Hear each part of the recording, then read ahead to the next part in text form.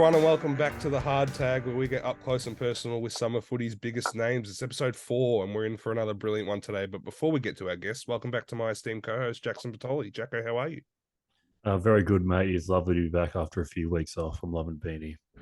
Amazing to have you back. And now it's time to introduce today's main man. He played 251 games and kicked 247 goals for Carlton and St Kilda, a one-time All-Australian, one mark of the year in 1999. And I think, given the circumstances as we record this in September of 2023, my fellow Blue Baggers will absolutely love that we've got him on here today. Of course, it's Matthew Lappin. Matthew, how are you? Hey guys, thanks very much for having me on your podcast. Awesome to have you. Now, Matty, we start off every episode the same way. We know you had a very successful career. You're a much-loved player, but none of that's important just yet. The question we have first up is, what is your most memorable junior footy story? Oh, junior footy. Classify what's junior? How old? Under what? We'll go under 18s, when you were playing with your cousin Okay. back then. Yeah, so we played in it was an under 17s, I think, thirds grand final against a team called Beechworth, who beat us 3 times during the year, each by over 10 goals. Oh. And we ran into them in a grand final, and we actually won by under a kick. So that's my most memorable. I can't even tell you how we did it. They were clearly the better team during the year, but as can happen in finals footy, and pressure does funny things to people of all ages. And we got up and beat them by less than a kick, which was, until I was 39, I never won another flag after that. So it was a very memorable day. Yeah, so good. What does a day in your life look like in 2023 then? I live in Queensland on the Gold Coast, work at my kids' school. I've got 4 kids who go to school called Hillcrest Christian College, and I'm just a sports coach there at the school. I help the school out with all their sports programs, and basically I play sport with kids all day. So, and I get to hang out with my kids on breaks and stuff as well, which is pretty cool. Outside of that, I coach local footy. I coach Surfers Paradise. This year was my first year in the Quaffle League, and we managed to get to the finals, but just fell short. So, other than that, mate, just a family man at home with 4 kids, married wife, couple of dogs, grandparents. My parents, our kids' grandparents live on our property, so it's a big family commune up here. Very good, very good. Obviously, you talked about how you live more of a family life now. How drastic was the change from? We'll talk about your assistant coaching later, stuff like that. But how drastic was the change from moving from an AFL setting into coaching local teams and stuff like that? Yeah, it was a big shift. It was 25 years in the end that I spent at the top level as a player or a coach. So you just develop a lot of habits and routines, and when that all stopped, it was quite a challenge and a change for me. But it took a little while to get used to it. But just like everyone else in the world, you got to get on with life. So that's what I did, and we were always keen to get our family up here into the sunshine, my wife and I. So it was a good opportunity for us, to get up and do some coaching at the Suns, and then stick around in some local footy after that. 100%. Now, before we dive into your early childhood as a footballer and getting into your AFL career, I want to ask about the nickname Skinny. We all know it, and obviously we could gather why it's your nickname, but who gave you the nickname Skinny? Simon Fletcher, ex-teammate of mine, who actually lives up here on the Gold Coast as well. He claims it.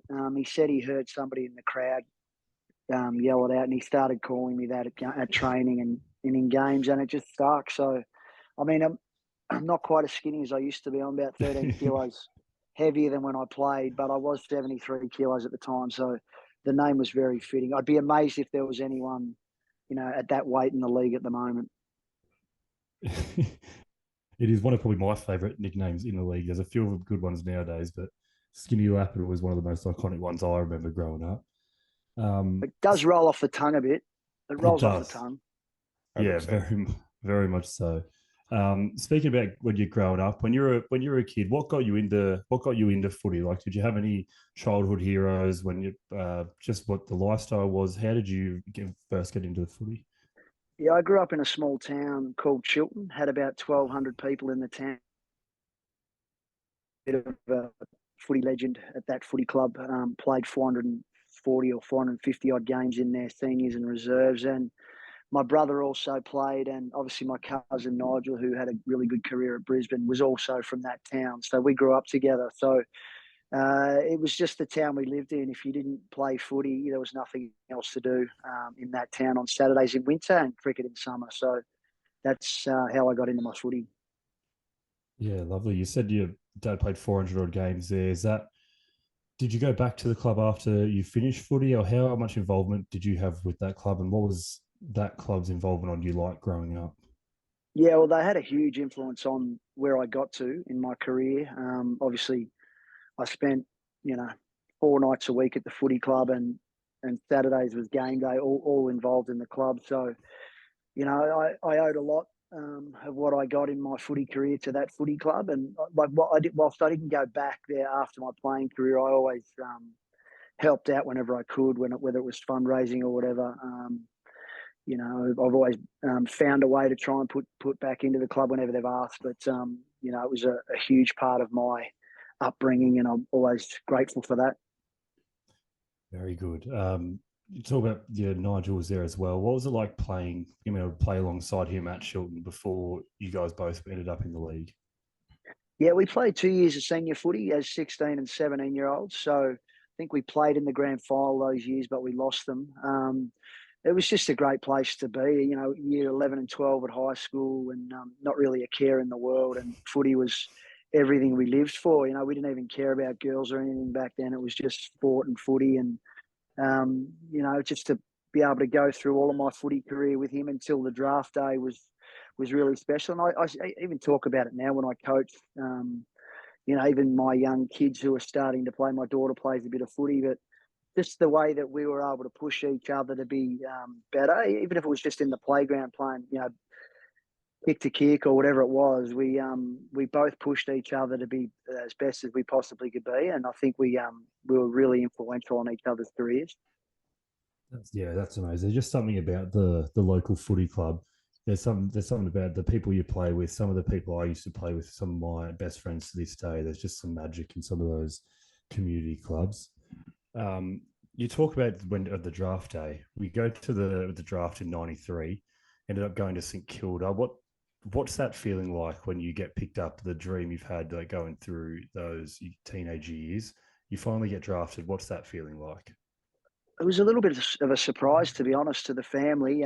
My brother was probably playing better footy at that stage than I was, and he'd had a little bit more interest from AFL clubs. So it was a little bit of a surprise when my name was read out, but I'm forever grateful that St Kilda did that and gave me an opportunity, because at the time I got drafted, I was 61 kilos. So, that's tiny. I was so underdeveloped, hadn't spent any time in a gym, didn't know how to eat, didn't know how to train. It was just here, get in a car, go down to St Kilda and start running around with Plugger Lockett and Mickey Winmar and Stuart Lowe and Robert Harvey, and there you go. It was like my head was spinning. It took, a good 24 months before I got my feet back on the ground, I reckon.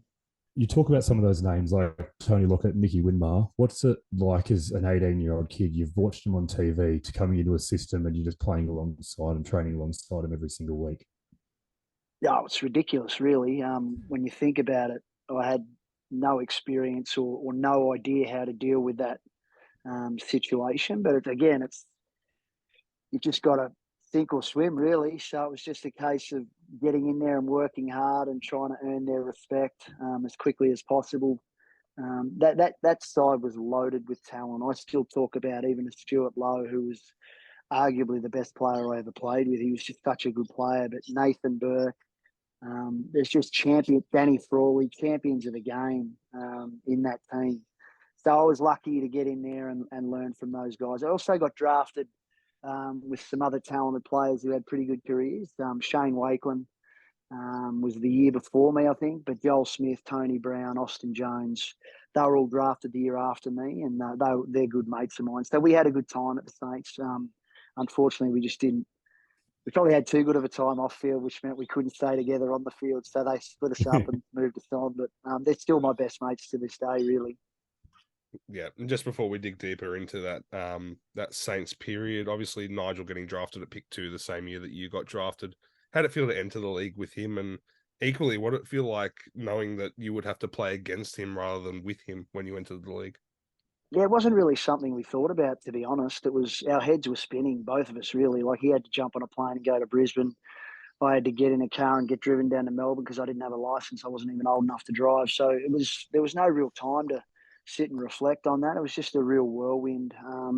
And then playing against each other, we sort of never really crossed paths too much because he was always up the field a bit more from me. I don't remember us clashing at all on the footy field really, but yeah, it was just great to be able to see what he was able to achieve in his career, and obviously he would have been proud of what I was able to do down in Melbourne. I actually, when I bump into him now and then, I say to him, you know what, do you ever get called Matthew? Because I get called Nigel all the time, and he said no, never. So that was a really good reality check for me. It was a really good leveler on who had the better career, which I'm okay with that. But it was something that he never had to experience. But I get called Nigel all the time. That's very good. I'm going to call my dad out here because he knew I was doing the pod, and I said I was doing it with Matthew Lappin, and today he goes, "Oh, you're doing it with Nigel Lappin, yeah?" And I'm like, "No, Matthew There you Lappin, go. the Carlton There you player." go. Welcome to Why my would world. why would me, the Carlton fan, the week Carlton are playing in a prelim, get Nigel Lappin instead of Matthew Lappin? But Brisbane are also playing in a prelim, mate. that's true. But we want to beat him, Jacko. So I agree.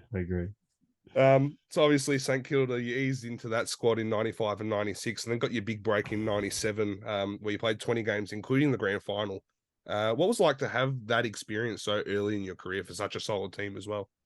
Yeah, it was a little bit of a surprise. I was battling there for a couple of years, just with my size and lack of strength and a few other things. Probably my professionalism as well weren't quite at the level. And then in '97, I remember a game at Waverley against Port Adelaide where the penny just dropped for me. And it's a game where the ball bounced my way a little bit at times, but I was able to break through that barrier of in for 3 games then getting dropped, or in for 2 games then getting dropped, and I was able to put some consistent form together. It was probably a bit of maturity as well. I suppose I was 20 maybe by that stage, maybe 21. And having come from the bush, I was a very young 21-year-old. I was a bit more, even when I was moved down to Melbourne at 17, at turning 18, I felt more like a 15, 16-year-old in hindsight. So it just took a little bit of time for me to mature and get up to speed with the level. And I'd come from so far back. As I said, I'd never even lifted a weight before I got to St Kilda. So, I had so much to learn, and so not a lot of time to learn it. Otherwise, it was going to pass me by really quickly. Yeah, well, on that point, you're very famous for being a zippy little small forward impacting on the scoreboard. Was you being a smaller player, is that something that you felt was a big challenge early in your career, and how did you overcome that? Look, I look back at it and think I'd love a do-over with what players and coaches and fitness staff know now about how to prepare individuals according to what their needs are. I think I would benefit greatly from that. I know, they know a lot more now about, putting on weight and trying to maintain fitness and all that sort of stuff. So I felt like when I was coming through it at my lightest, it was every player did the same running program and the same weights program, which didn't make much sense that I was doing the same weights as the key forwards or the ruckman and that sort of stuff. But look, it is what it is. It also allowed me to be durable, and I played a lot of footy. I didn't get injured a lot. I was smart enough to work out where I couldn't put my body. Otherwise, I wasn't going to. I could be out for 6 to 8 weeks because I just wasn't built for the contact that some of these guys were dishing out. So. Whilst I was a lot smaller, I was able to maneuver myself in the spaces, and it also taught me to read the game better, I reckon, than most others. Because for me to survive at the size and shape I was, I had to be better than everyone else in some of those other areas. And I think reading the game and probably my skill execution, was a bit of a standout for me. Definitely. So obviously, then come 1999, you get traded to Carlton. How did that deal come to fruition, and were there any other conversations about going to any other clubs? How did that all come about? No, it was a real surprise. I remember I was sitting on the couch with a mate of mine, Joel Smith. Sorry, mate, the dogs are just barking. My next door neighbour's fired up his car, so there's a bit of noise in the background. I was sitting on the couch with my mate Joel Smith, and it came on the news that Carlton had offered whatever the pick was to St Kilda, and St Kilda were accepting it. And I looked to him at the side of me and said, "What's going on here?" And I knew nothing about it. My phone rang 15 minutes later. It was my manager on the phone to say that this is happening. You need to meet Carlton at 6 a.m. the next morning. They want to get the deal done. So it happened really quickly. And Joel looked at me and said, should we go and have a few beers and, take all this information in? And I looked at him and said, it's probably a sliding doors moment. We better stay in tonight. And if I had turned up to that meeting hungover, Carlton would have said thanks, but no thanks. So it was just a really good decision for me to stay at home and process that information. First quarter, you get to 1999, new player at a new club. First quarter, you take that mark of the year, force the Blues faithful to fall in love with you. Talk us through that mark and that moment, please. The lead up to it is a bit of a blur, but the actual mark itself is still pretty vivid. It's like when you get into a car crash and time slows down, or big moments in your life and time slows down. The mark was a little bit like that. Matty Allen was he was only about 45 metres out, but he wasn't a real long kick, big agates, and he still to this day texts me every now and then saying I owe him for that pass to the mark of the year. But I wasn't sure. I knew he was having a shot.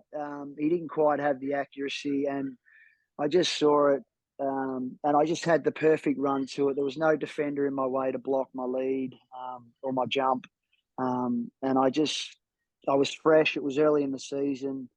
It was the first quarter of the year, so I just said, bugger it, let's go, and launched at it. And like I'd done all those times in the playground at school and, playing for Chilton growing up, I used to love trying to take hangers, and I just got the perfect ride. The kick was perfect. It stuck. The landing was perfect. It was just a bit of it was just meant to be, I suppose. It was just a great introduction to the Carlton faithful. You look like you loved it in the moment as well. Gave a big smile, gave it to the Essendon defenders. How could you not? I didn't give it to. I wasn't.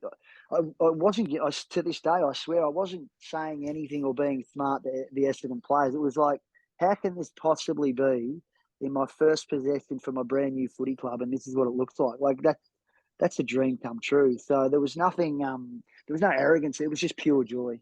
Pure joy. It's a great start to 99, and it carried you through the year. Incredible year for the Blues. Get to that prelim versus Essendon, backs against the wall, beat the Bombers by a point. Do you have many memories of that game and how that went?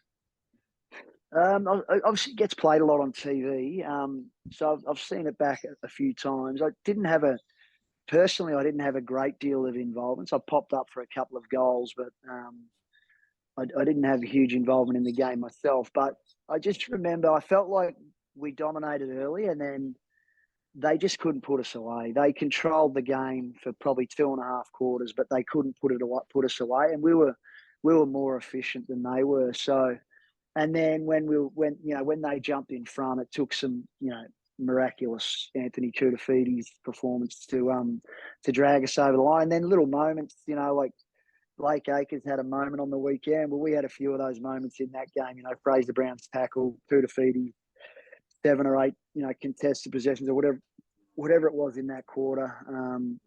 Just big moments in finals that allow you to get the job done. Yeah, Koutafidis is one of those players who just had a lot of moments. I think he's another one. Just what's it like playing with players like him? He's similar to the Locketts and the Winmar from St Kilda, but there's a different air about him. Can you just talk us through him as a player? Yeah, I think he played the best year of footy I ever saw in 2000. I thought his season that year was just ridiculous. Even if you go back and look at the statistics, the numbers he was putting up were just off the charts. He was you couldn't defend him.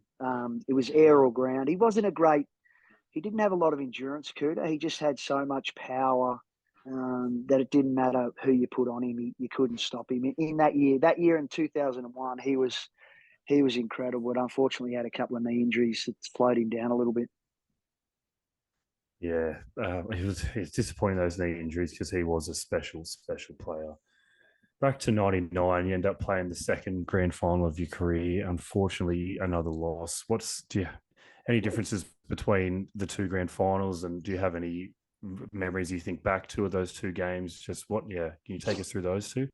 Yeah, when I coach a fair bit now, and I talk about my experiences in the first grand final at St Kilda.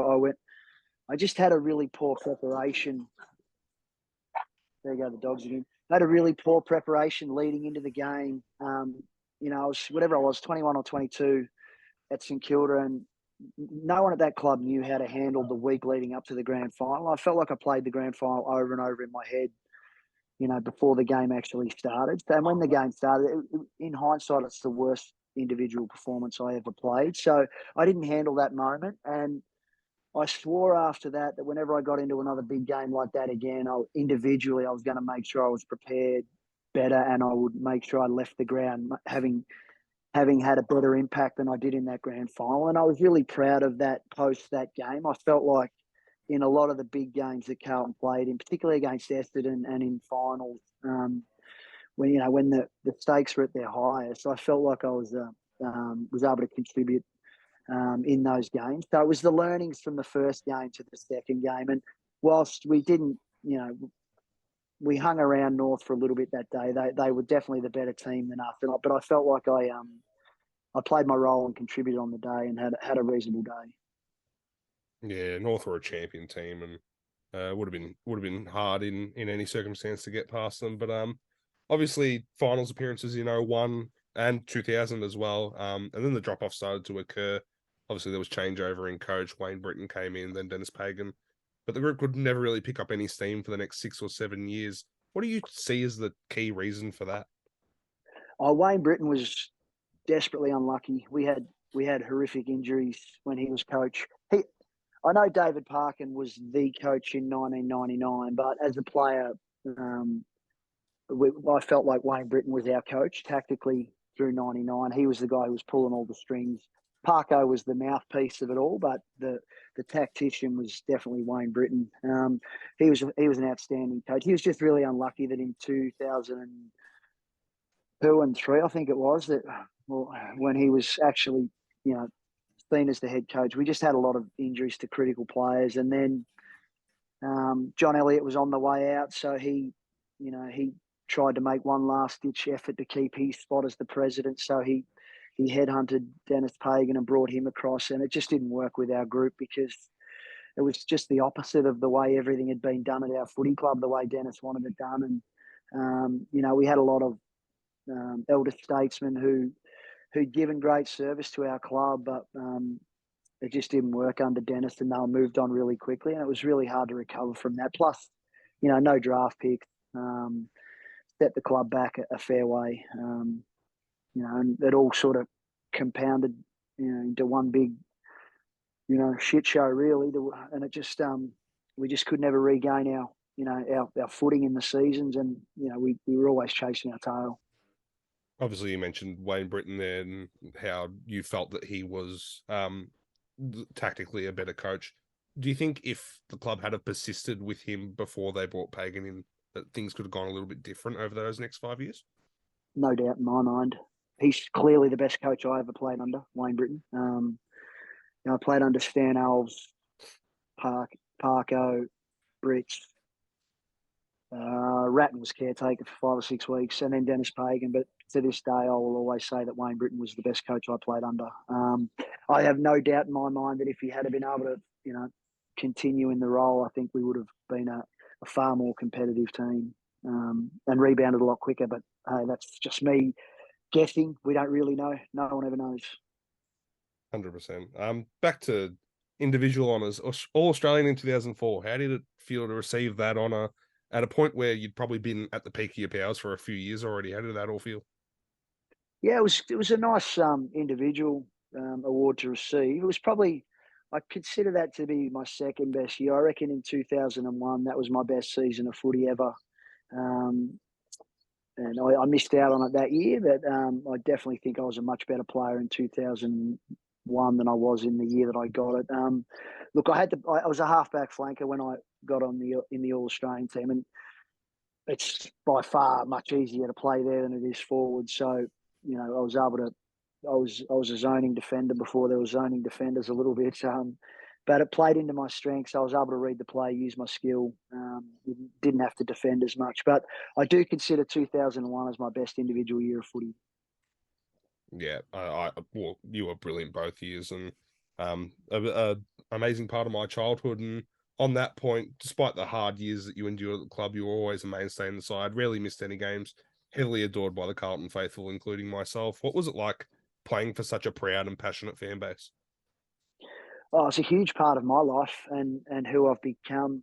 I still talk about the games at Optus Oval or Icon Park as it's known now, but 22 to 25,000 Carlton people in that ground was as good as any ground that I played on. Really, it was like a cauldron with, they were sitting right on top of the playing field, and I just loved playing in front of Carlton. They were incredibly loyal to me, and I felt like, I felt like I was so fortunate to play for them. I understood my role in the team, and I understood that I wasn't a Cooter or a Ratton or a Bradley, but I was able to find a nice little spot at either end of the ground and play my role for the team. Also, before we move on to some coaching career, you got to represent your country in three different occasions in the International Rules Series. 2001, when you thought you were at the peak of your powers, and 2000, as well as 2005 and 6. Can you talk us a bit through the International Rules Series and representing your country? And it's not something that happens much anymore, or if at all anymore. It's just a unique thing that happened. Can you take us through what that feeling was like? I love it. I love the international rules. I'm a big fan of it. I was able to coach a few series there as well.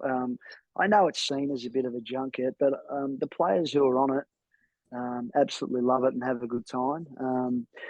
I got to mix with players from other clubs. I got to meet coaches from other clubs. I actually got my job at Collingwood because I was helping Mick Malthouse with the international rules while I was finishing up at Carlton. So, I got to see a part of the world that I never would have gone to.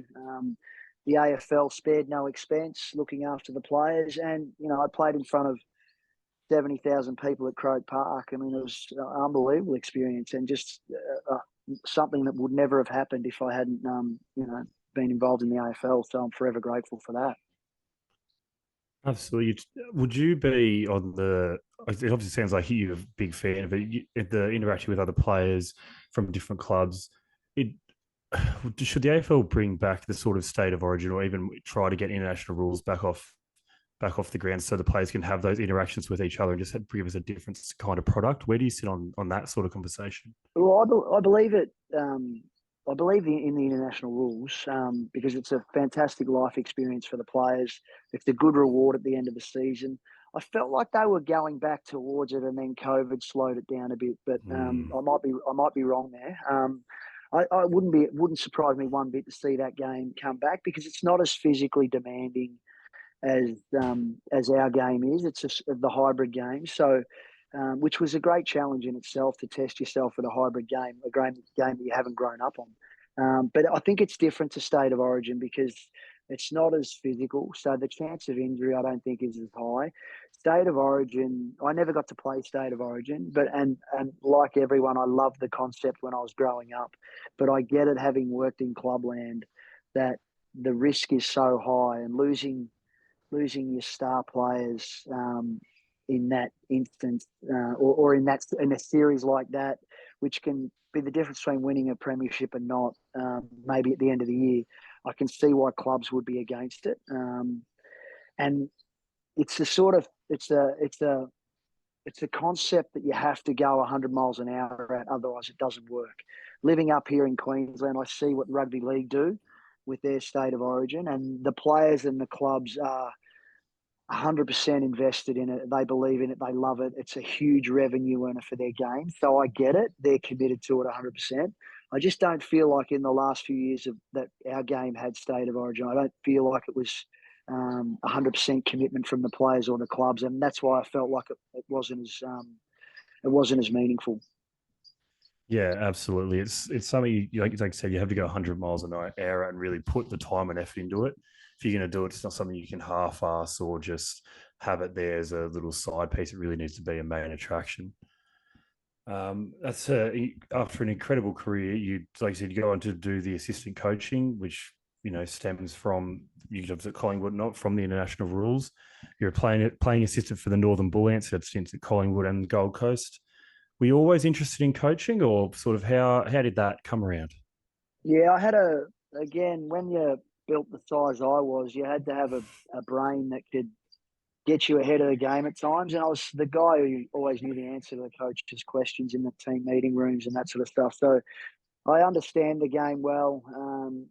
It also, when Brett Ratton was the interim coach, he wrapped me up, and it was a way of him softening the blow. Yeah, I'm going to sack you as a player, but I'll give you a job as a coach. So I was fortunate. I was happy enough for that, and I went into the development coach space for a year there, and then I took the forwards for 2 years, which was an interesting experience. Coaching Fev and Eddie Betts and Chrissy Aaron and Jeff Garlett and Satana O'Halpin and a few. It was a challenge, but one that I was grateful for. And we were, I don't think first year we didn't play finals, but second year we did, and we got knocked out by Sydney in Sydney in a game we probably should have won. So, it was a good introduction. I was sad to be let go as a player. I felt like I had a few more years left in me. I felt I could have played a bit like Cade Simpson, the back 3 or 4 years of his career. But when Rats made that call, at least he softened the blow by giving me a job in coaching. Was there ever, when you talk about how he offered you that coaching role, was there any chance of going to another club, seeing if you get a few more years there, or once you had the coaching offer, you were happy to move on and take the coaching role? My wife asks me that all the time. Actually, why didn't we look at other avenues? Probably there was no one nibbling or offering. It was a bit different back then, not like it is today when they want to have clubs are keen to have some mature heads around for culture and that sort of stuff. It was a bit different back then. It was, no, let's get as much youth in as possible and get rid of the old bloke. So, that was, and we weren't contending for finals that year. We were going to shed the list a bit. I think they were bringing in Chris Judd as well, so they needed to make a bit of room maybe. So, it was just the way it went back then. Would you ever be interested in getting back into the fold as an AFL coach or into anything like that, or are you happy where you are now? Look, I miss it. I will say I miss the professional aspect of it, the helping people, young men get better. The level I'm coaching at now is a lot more casual. So trying to get people to training, and guys miss training sessions because they got work or they got family commitments and all that sort of stuff. There's different drivers at local footy, whereas when you're in the professional industry, it's just everyone's trying to be the best they possibly can be. So I miss that part of it. I still feel like my brain and knowledge should be at that level, but I live in a town that's got 2 teams, one at Brisbane, one at the Suns, and they gave me the bullet a few years ago, so I don't see why they'd have me back. But look, it is what it is. I've made the decision that this is where we want to live as a family, so I don't really have that luxury anymore. But it is what it is. I'm still happy to be doing what I'm doing with my footy, and also I've got a couple of kids who play footy, and I'm enjoying their journey as well. Yeah, absolutely. You mentioned the Suns there. I happen to remember you played one game in the reserves in 2015. What happened there? Did it take much convincing for you to pull the jump back on? How'd that go? Well, I was playing a little bit of local footy at a club called Labrador on off weekends, and so I was working with the Suns as their midfield coach and head of development, and sometimes you'd have players who wouldn't turn up the games. Back then it was a bit of a shambles, and we had a guy who didn't turn up, and the coaches were all looking at each other, and I said, well, I'll play. I was 39 at the time. It was at one of the lower teams on the ladder, so it was going to be a pretty easy win for us that day, and I thought it was a good opportunity for me to be able to get out, and it was actually, I found it really beneficial because I used to coach probably a half a dozen players in that team really closely, but being able to actually coach them on the ground and in the moment, I found really beneficial. and well, I played 2.5 quarters. I think I hurt my quad and went off the ground, but it was nice to be able to mix it with them and show them how to do a few things on the footy field, which was good. Yeah. So before we get into our little fun segments at the end, we need to talk to you about current Carlton. Obviously, we're the talk of the AFL world, and pre-preliminary final as of recording. As a legend of the club, as someone who still follows closely, what are your thoughts on the season the club's pulled together, the way they're going about their footy, and the journey over the last 10 years as a whole? Like everyone, I'm so excited. I'm so grateful that it's going to be up here in Brisbane. I'm going up to watch. Can't wait. I think I feel like I've seen this coming. It's been a bit of a slow burn. I've been a big fan of the way the list has been put together, and I think I've even said on Twitter and social media a few times that I felt like Sauce put a lot of the key pillars in place before he left.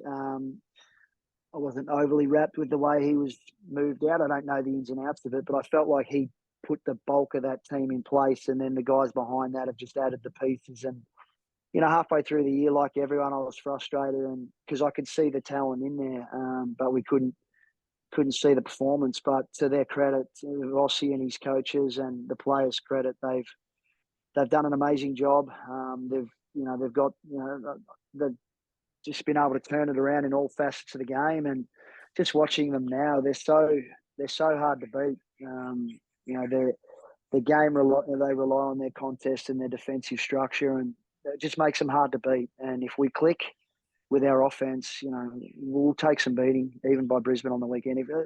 I felt like on the weekend we totally controlled the first 2.5 quarters. It was just a few of our skill errors that allowed Melbourne to take a bit of territory off us. But if we just can take care of the footy and make sure that our contest and defence is as it has been for the last 13 weeks, I think we'll be in it. I mean, Brisbane are an outstanding offensive team, but we're going to, like we have been for the last 14 weeks, we're going to be hard to beat. And that gives us great pride as Park players and supporters to go to a game knowing that we're going to be hard to beat. It's going to give us a chance to win it, which, to think we could be 4 quarters away from playing in a grand final. How exciting. Can't wait. Unbelievable. Absolutely. As a former player and a fan, what's the last 10 years been? Obviously, the last finals in 2013, they had the round 23 last year. Maybe you said being frustrated halfway through this season, it looked like it was going to be another season like that to where they've pulled it through to now. What have the last 10 years been like as a Carlton fan for you? Yeah, like everyone, frustrating because you want some success and you see the talent. I think when Teague was there, I was surprised that Teague didn't transform the team to reflect the way he played as a player. He was the most fiercely competitive, defensive-minded player, one of the most fiercely competitive defensive players that I played with.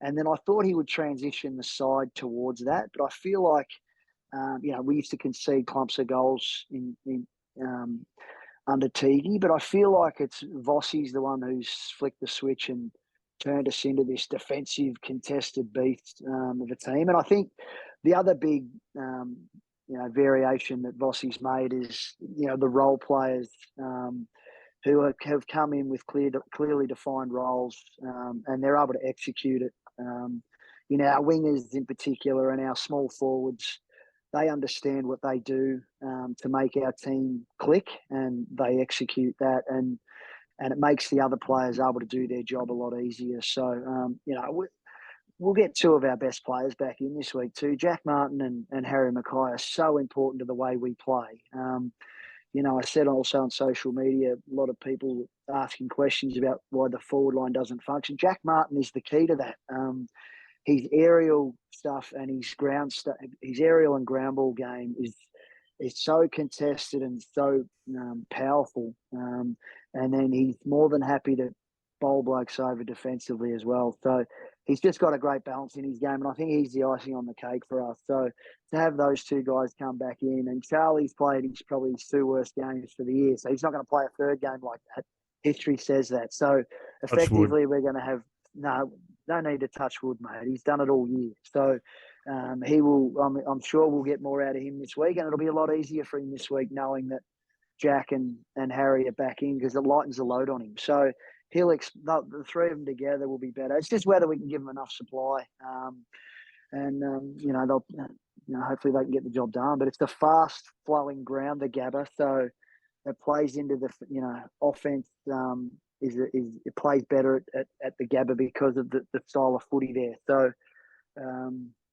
Our stoppage game is going to have to be really strong. We're going to have to win territory from stoppage and then let our forwards go to work. But I get great confidence in knowing that our defence has been holding up for 12 of the last 13 games or whatever it is, and I expect that to be the case this week as well. 100%. You spoke about those role players and the pieces that Sauce put together while he was there and the work that Nick Austin's doing now. Looking at these last two games in particular, you've seen those role players really stand up. Guys like Tom De Koning on Friday night, Matthew Cottrell the week before that, Jesse Motlop, guys like that.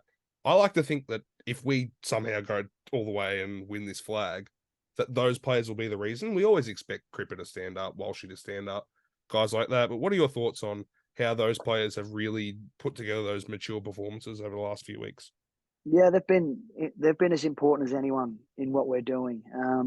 Like Blake Acres kicks the goals at the end of the game, but there's the stuff that they're doing for the three quarters and 29 minutes before that is equally as they're just consistently delivering on their roles, and it's so refreshing for the coaches would be sitting there now. They know what they're going to get out of these guys now. Which once you've got your team in that space, that's when you can sit back as a coach and know you've done your job, when you can consistently turn up knowing what you're going to get. Sometimes it might not be good enough, but if you know what you're going to get every game, that's when you know you've got your team, well organised. And I feel like that's what we are at the moment, where we can consistently turn up and expect a competitive, hard-fought performance, and we're going to be hard to beat. And, what more can you ask? Yeah, it's amazing to see. And fingers crossed we can knock off Brisbane up there and go all the way. But now it's time for a few fun segments. So first up, we've got our segment called Quick Thinking. So in this segment, we'll just go back and forth. We'll give you a few names and 1 word, 2 words, just a short sentence, just describe the first thing that comes to mind when we say each player. So I'll get Jacko to kick us off with that. First one we've got is Nigel Lappin. Yeah, incredibly professional, hardworking champion of the game. Peter Everett. Oh, loose cannon, but hell of a player. When his mind was on the job, he was as good a ruckman as a ruck forward as there has been in the game. Mickey Winmar.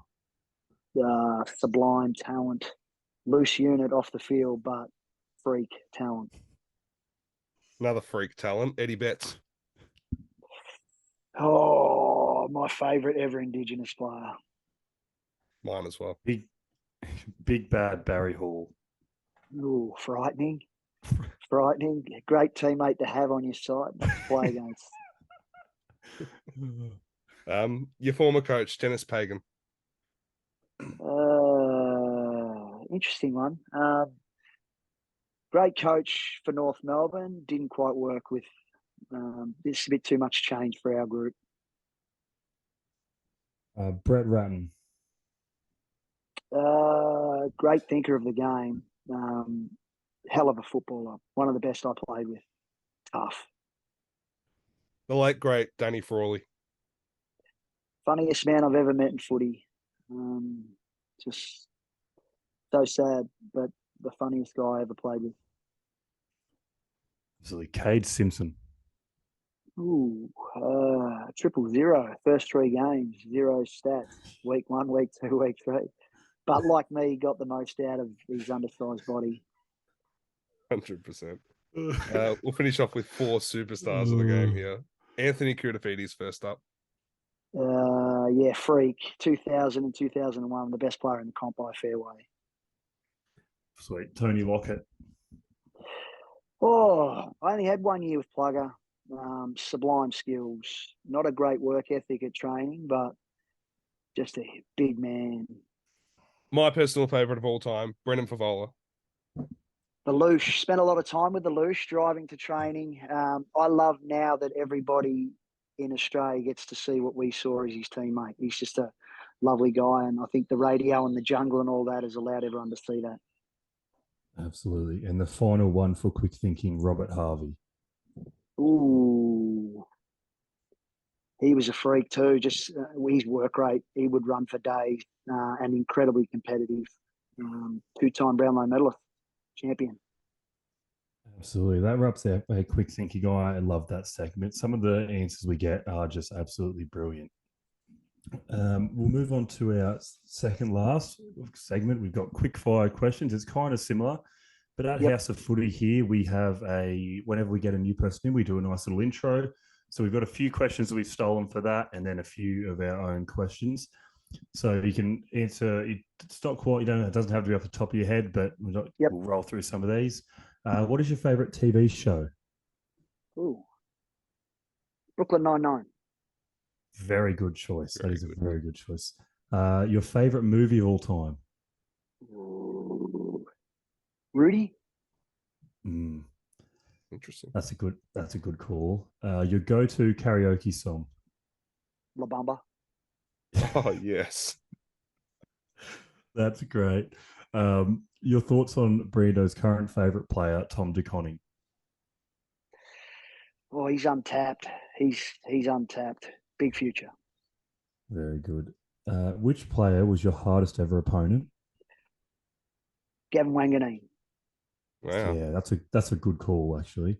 I really like call. that. And then this is a big one for us. This is probably our most important question we ask both inside the House of Footy and outside. Are you a big eater of shapes? And if so, what is your favorite flavor? No, I'm not a big eater of shapes. No. I'm a salt vinegar chips guy. That's fair as always. I can cop that, but that second guest in a row, that's rare, that is. Yeah. We had Lee Brown on last episode, and he said the same thing. Very interesting. Yeah, shapes, no. We'll get one eventually that eats the shapes. I'm sure we will. That was good. I like it. You're not sponsored by Shapes, are you?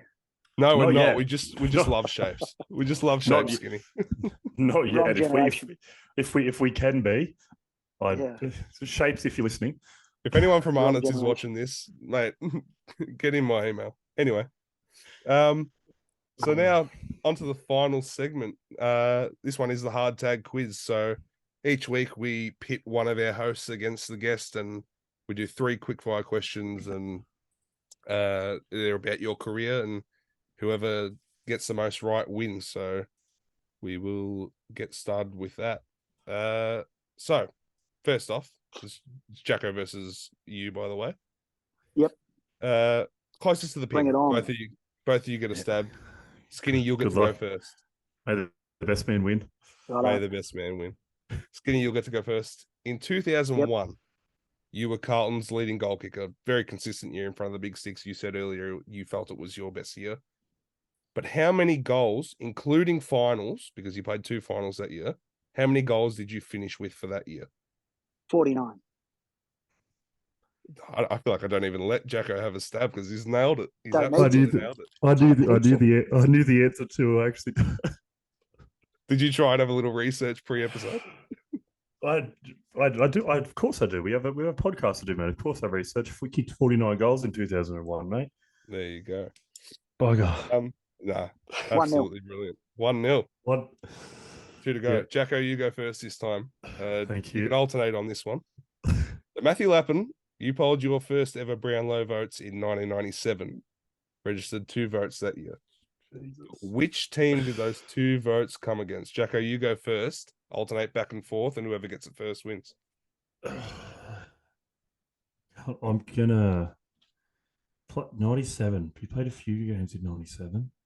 I'm gonna guess it was. I'm pretty sure you had a good game against the Hawks in 97. I'm gonna go Hawthorn. No, Skinny.